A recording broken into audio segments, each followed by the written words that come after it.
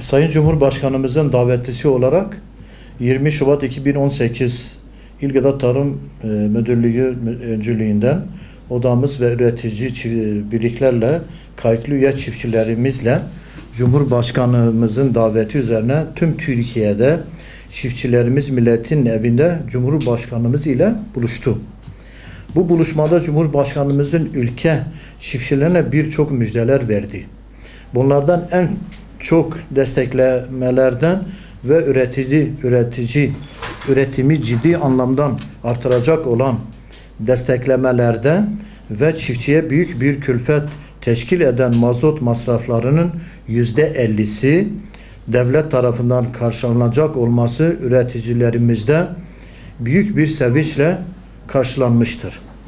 2 yıla aşkın süredir gündemde olan bu desteklemenin 23 Şubat itibariyle hayata geçirilmesi memnuniyet vericidir.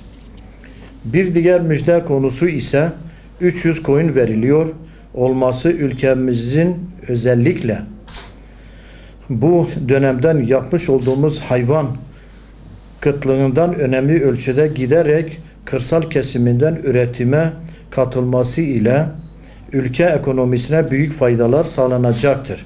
Bu tür desteklemelerin daha planlı bir şekilde devam etmesi halkımız tarafından talep edilmektedir. Ülke çiftçisine yapılan bu gibi desteklemeleri için başta Sayın Cumhurbaşkanımız olmak üzere Tarım Bakanlığımız ve emeği geçenlere çiftçilerimiz adına teşekkürlerimizi arz ederiz.